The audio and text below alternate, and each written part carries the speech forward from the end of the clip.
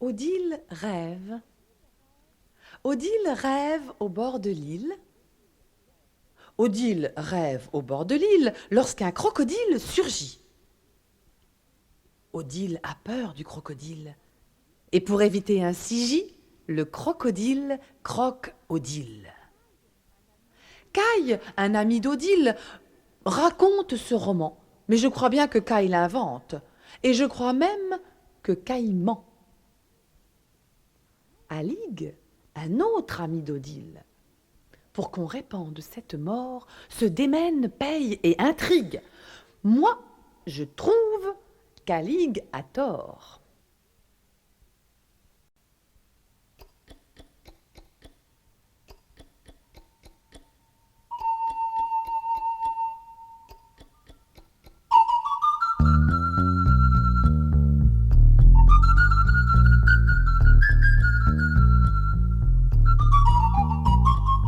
C'est un serpent python, c'est un python serpent qui se promène dans la forêt pour chercher à dévorer un beau petit lapin ou bien un nègre fin.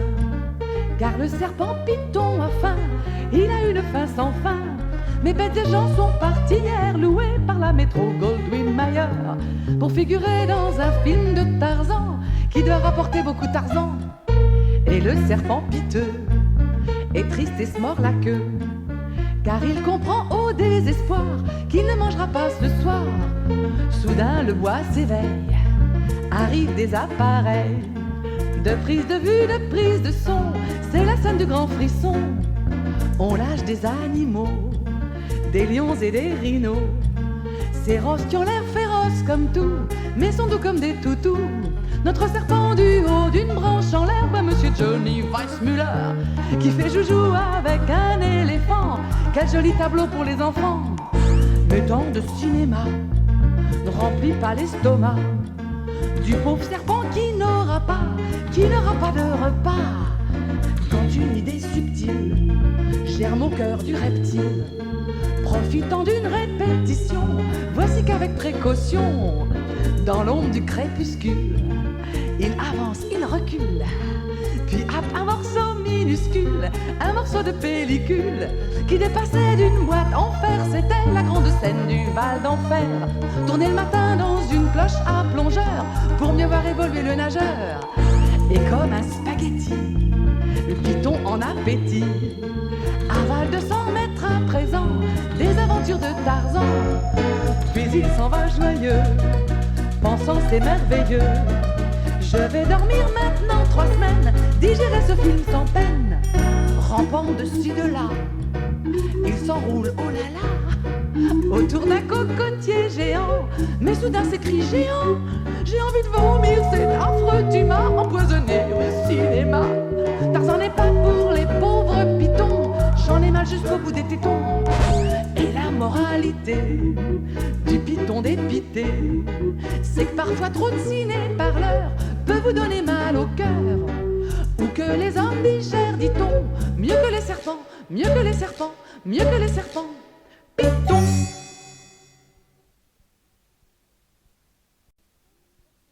Leçon d'orthographe.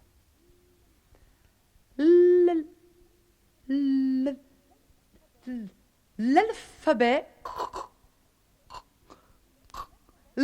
L'alphabet contient en tout 2 douzaines de lettres si l'on compte comme les marchands d'huîtres dans leur bonjour. Avec ces lettres, on peut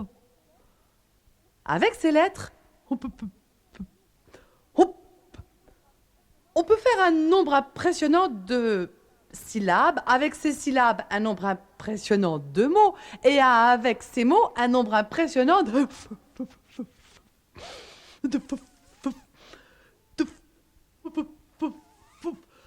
fautes d'orthographe.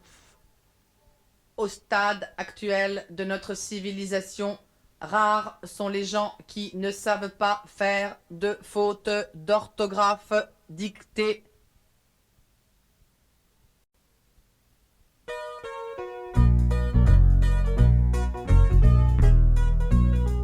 Ce soir, au bar de la gare, Igor, hagard et noir, il n'arrête guère de boire car sa Katia, sa jolie Katia, vient de le quitter. Sa Katy l'a quitté. Il a fait chou blanc, ce grand-duc avec ses trucs, ses astuces, ses ruses de russe blanc. Ma tactique était toc, dit Igor qui s'endort, ivre mort, au comptoir du bar. Un russe blanc qui est noir, quel bizarre hasard se marre, les fêtards paillards du bar. Car encore Igor il dort, mais près de son oreille, merveille, un réveil vermeil, lui prodigue des conseils pendant son sommeil. Tic-tac, tic-tac, ta Katy t'a quitté, tic-tac, tic-tac, ta Katy t'a quitté, tic-tac, tic-tac. Qu'attends-tu tes cocus, cuite-toi tes cocus, tac, cuité, et quitter ton quartier, ta Katy t'a quitté.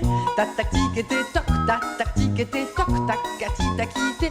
Ôte ta toque et troque ton tricot tout crotté, et ta croûte au couteau qu'on t'attend attaquer, contre un tac au côté, 4 écus tout compté, et quitte ton quartier, ta Katy t'a quitté, ta Katy t'a quitté, ta Katy t'a quitté, ta Katy t'a quitté. Oh. Tout à côté des catins, des Katy taquinettes à coquère, coquin, et des tiques coquettes, tout en tricotant caquetette et discutait et critiquait un conte toqué qui comptait en tiquant tout un tas de tickets, de quais quand tout à coup, tic-tac, tic. Oh matin, quel réveil, matin, s'écrie le russe blanc de peur. Pour une sonnerie, c'est une belle sonnerie.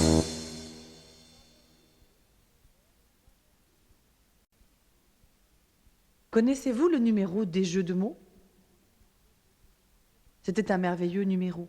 On y voyait un magnifique dompteur, le dresseur de mots, avec tous ces mots rangés autour de lui, qu'il faisait manœuvrer à la baguette. Et il fallait voir comme il lui obéissait. Le plus beau moment était celui où le dresseur arrivait à faire dire aux mots le contraire de ce qu'il voulait dire. Vous vous souvenez? C'était un tour difficile et même dangereux. On y voyait les mots gronder, grogner, se rebiffer et finalement se soumettre. Et la parade finale, vous vous souvenez?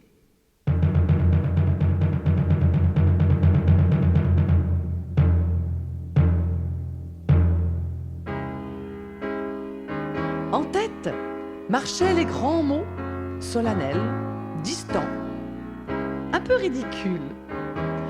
Mesdames, mesdemoiselles, messieurs, anticonstitutionnellement, qu'un sang qu'un pur abreuve nos sillons. Puis venaient les gros mots, trapus, affreusement vulgaires,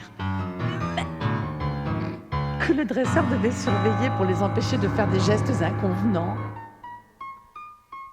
Ils étaient suivis par les mots de passe, mystérieux, l'air de conspirateur. Batman, sparadrap, chut. Derrière eux venaient les mots propres qui avaient fière allure. Ajax, Vercingétorix, Louis XIV, glorieux, royaux, vainqueurs. Et puis les mots impropres qui marchaient la tête basse, un peu honteux. Ah bah c'est du propre. Et après, il y avait les bons mots et les mots pour rire, réjouis, hilar. Et enfin les mots d'esprit, fins, élégants, séduisants au possible. Oh, mais je vous en prie, ma chère, après vous. Mais vous en êtes une autre. Mais prout, ma chère. Et pour terminer tout cela, la parade des calembours, c'était le clou du spectacle, à se tordre de rire. Indescriptible. Qui est la femelle du hamster? La Hollande. Parce que hamster, dame. Oh, j'oubliais le dernier. À la fin, venait un mot tout seul qui fermait la marche. Et tous les spectateurs se précipitaient sur la piste pour essayer de s'emparer de lui. Oh, mais pourquoi donc? Mais pourquoi donc? Pour avoir le dernier mot.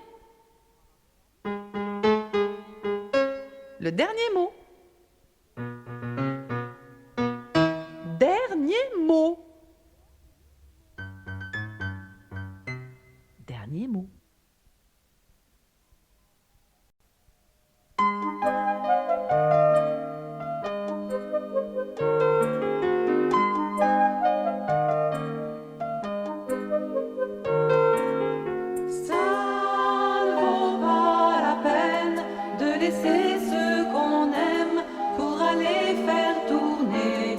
Ballon sur son nez, ça fait rire les enfants, ça dure jamais longtemps, ça fait plus rire personne quand les enfants sont grands.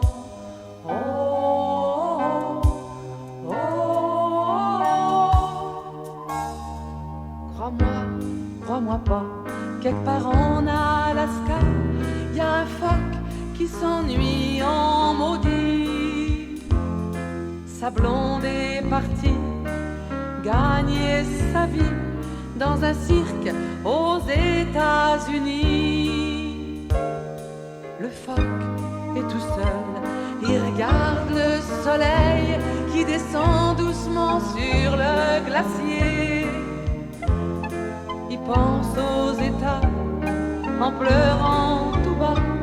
C'est comme ça quand ta blonde t'a lâché.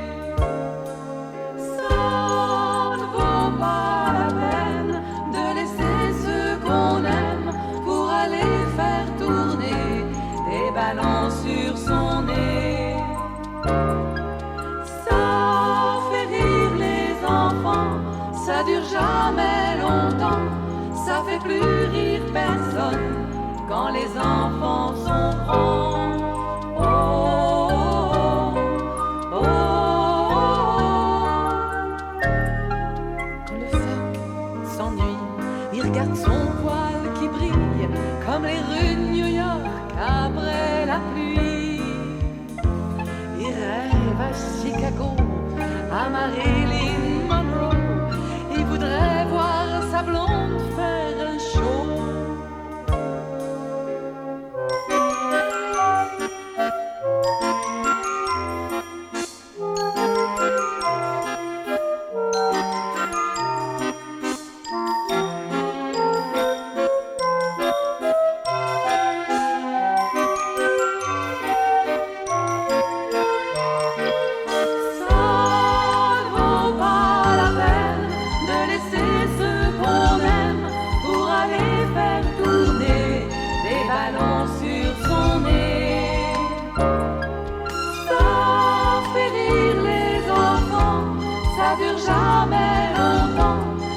Plus rire personne quand les enfants sont grands. Oh, oh, oh, oh. C'est rien qu'une histoire, je peux pas m'en faire à croire, mais des fois j'ai l'impression c'est moi qui est assis sur la glace, les deux mains dans la face. Mon amour est parti, puis je m'ennuie. Ça ne vaut pas la peine de laisser ceux qu'on aime pour aller faire tourner les ballons sur son nez. Ça fait rire les enfants, ça dure jamais longtemps, ça fait plus rire personne quand les enfants sont grands. Oh, oh, oh, oh.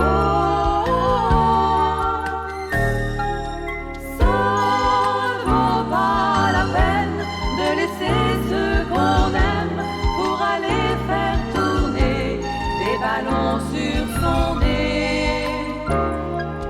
Ça fait rire les enfants, ça dure jamais longtemps, ça fait plus rire personne quand les enfants sont grands. Oh, oh, oh, oh.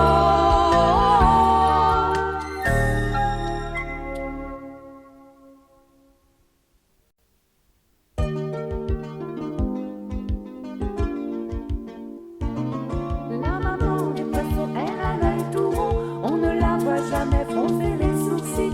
C'est petit, l'aime bien, elle est bien gentille. Et moi je l'aime bien avec du citron. Si l'on ne voit pas pleurer les poissons qui sont dans l'eau profonde, c'est que jamais quand ils sont polissons, leur maman ne les gronde. Quand ils s'oublient à faire pipi au lit, ou bien sur leurs chaussettes, ou à cracher comme des papolis, elle reste muette. La maman des poissons, elle est bien gentille. Elle ne leur fait jamais la vie, ne leur fait jamais de tartines. Ils mangent quand ils ont envie, et quand ça a dîné, sardines. La maman des poissons, elle a l'œil tout rond. On ne la voit jamais froncer les sourcils. Ses petits l'aiment bien, elle est bien gentille. Et moi je l'aime bien avec du citron. La maman des poissons, elle est bien gentille. S'ils veulent prendre un petit verre, elle les approuve de deux ouïes, leur montrant comment sans ennui on les décroche de leur patère. La maman des poissons, elle a l'œil tout rond. On ne la voit jamais froncer les sourcils. Ses petits l'aiment bien, elle est bien gentille. Et moi je l'aime bien avec du citron. La maman des poissons, elle est bien gentille. S'ils veulent être maquerons, c'est pas elle qui les empêche de se faire des rèbles sur le dos dans un banc à peinture fraîche. La maman des poissons, elle a l'œil tout rond. On ne la voit jamais froncer les sourcils. Ses petits l'aiment bien, elle est bien gentille. Et moi je l'aime bien avec du citron. La maman des poissons, elle est bien gentille. J'en connais un qui s'est marié à une grande république. Il dit quand elle lui fait la nique: ah, qu'est-ce que tu me fais marrer. La maman des poissons, elle a l'œil tout rond. On ne la voit jamais froncer les sourcils. Ses petits l'aiment bien, elle est bien gentille. Et moi je l'aime bien avec du citron. Si l'on ne voit pas pleurer les poissons qui sont dans l'eau profonde, c'est que jamais quand ils sont polissons, leur maman ne les gronde. Quand ils s'oublient à faire pipi au lit, ou bien sur leurs chaussettes, ou à cracher comme des papolis, elle reste muette. La maman des poissons, elle est bien gentille.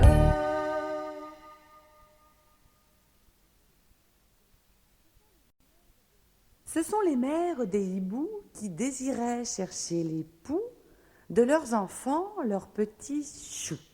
Ce sont les mères des hiboux qui désiraient chercher les poux De leurs enfants, leurs petits choux. en les tenant sur leurs genoux. Leurs yeux d'or sont comme des bijoux. Leur bec est dur comme caillou. Ils sont doux comme des joujoux. Mais au hibou, point de genoux. Votre histoire se passait où? Chez les Zoulous, les Andalous ou dans la cabane bambou? À Moscou ou à Tombouctou? À l'Anjou ou dans le Poitou? Au Pérou ou chez les Mandchous? Bouh, pas du tout. C'était chez les fous.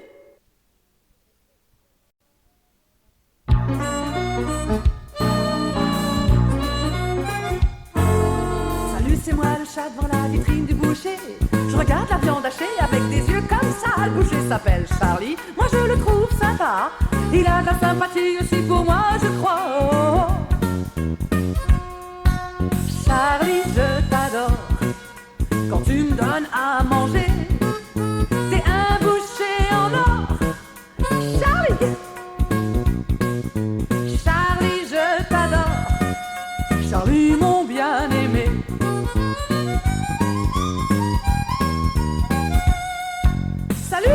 moi qui rôde encore dans la cour. Quand le printemps est là, moi je miaule à l'amour. C'est au deuxième étage qu'habite Déborah. C'est fou ce que je voyage quand je suis dans ses bras. Oh. Déborah, je t'adore. Quand tu me donnes des baisers, t'es une minette en or. Déborah, Déborah, je t'adore. Déborah m'a bien aimé.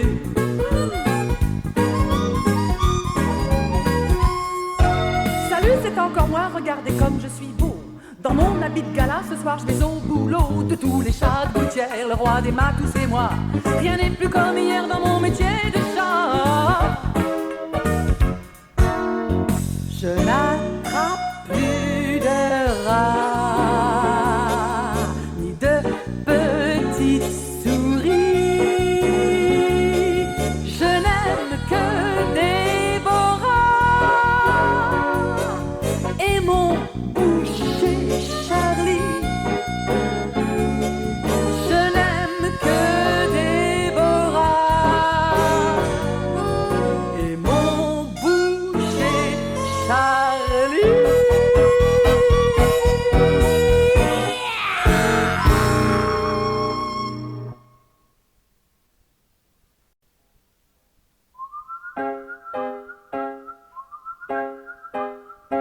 Dernièrement ayant eu la permission, j'avais pris le train, le bonheur dans l'âme. Et pendant le trajet, les yeux pleins de flammes, je suis restée tout le temps en admiration. J'ai vu des montagnes et des pâturages, des vallons, des plaines et puis des grands trous. J'ai vu des grandes villes et des petits villages, et tout ce que j'ai vu, c'était beau comme tout. J'ai dans la forêt vu des beaux nids de merle, au seuil des maisons, les chats ronronnaient. Les ruisseaux jaseurs égrenaient des perles. Quand le train passait, les chiens aboyaient. Les brebis faisaient téter leurs petits. Les petits écureuils grignotaient des noix. Un joli chien noir gardait les brebis. Et les violettes embaumaient les bois. Je me suis écriée de ma voix la plus pure, c'est beau la nature. Devant le spectacle offert à mes yeux, je me suis sentie l'âme d'un poète. Et je me suis collée pour pas perdre une miette, le nez sur le carreau afin d'y voir mieux. Et comme mon haleine faisait sur la glace des petits brouillards qui m'empêchaient de voir, toutes les 2 minutes pour que ça s'efface, je frottais le machin avec mon mouchoir. Au fond des ruisseaux, j'ai vu des nids de merle et les papillons gaiement ronronnaient. J'ai vu des petits chats enfiler des perles. Quand les chiens passaient, les trains aboyaient. Les brebis roulaient sur leur bicyclette. Le facteur faisait téter son petit. Un joli chien noir mettait ses chaussettes. Une lavandière lavait ses brebis. Les pieds des gendarmes embaumaient la route. Le seuil des maisons grignotait des noix. Les petits écureuils tombaient goutte à goutte. Et les violettes chantaient dans les bois. Les petits pois flottaient derrière les nuages. J'entendais la voix des pommes de terre. Et sur le gazon en vagabondage, la lune se cachait dans son pullover. Et j'ai même bien vu au milieu de la plaine les hannetons donner des coups de corne aux bœufs. Et dans le firmament noir comme de l'ébène, les vaches volaient au milieu des cieux. Je me suis écriée de ma voix la plus pure, c'est beau la nature.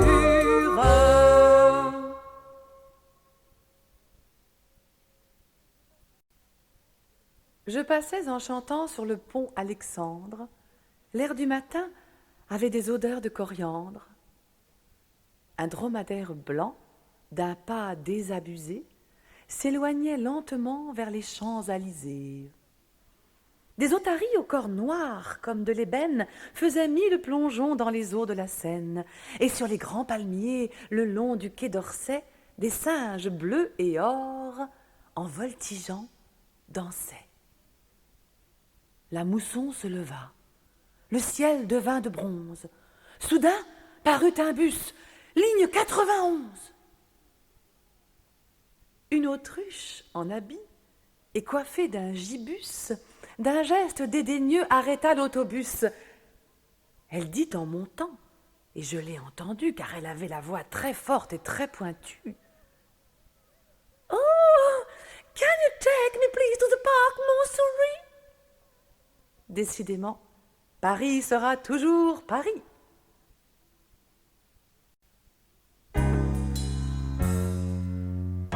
Voici qu'arrive L'hippopopo, l'hippopotame, avec une paire de rames. Sur sa moto, rhinocéros fait semblant de faire du cross, mais poursuit le sanglier qui grimpe au panier bien avant que le dragon ne lui scie le tronc. Où va s'asseoir l'éléphant aux pattes de cigogne pour pomper tranquillement un bon litre de Bourgogne? Puis s'en vient le lapin qui se prend pour Tintin, suivi de la Gigi, de la girafe, cherchant des agrafes pour réparer son dentier qui perd les poils de son nez. Comme la girafe douche, quand elle prend sa douche, elle voit deux grenouilles qui se débarbouillent avec du jus d'ananas. Et pendant ce temps-là, une poule très cool a caché dans son jabot un joli petit micro pour lancer un coquelicot. Puis elle passe à l'autruche qui veut imiter Coluche, chantant à perdre haleine.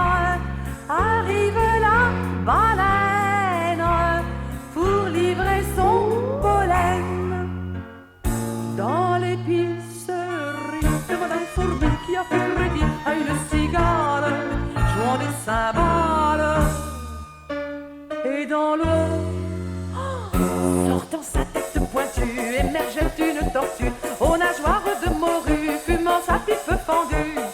C'est alors que le homard déclenche un beau tintamarre aux oreilles de l'hameçon, devenu petit poisson qui lui flanque une sourdine. À lui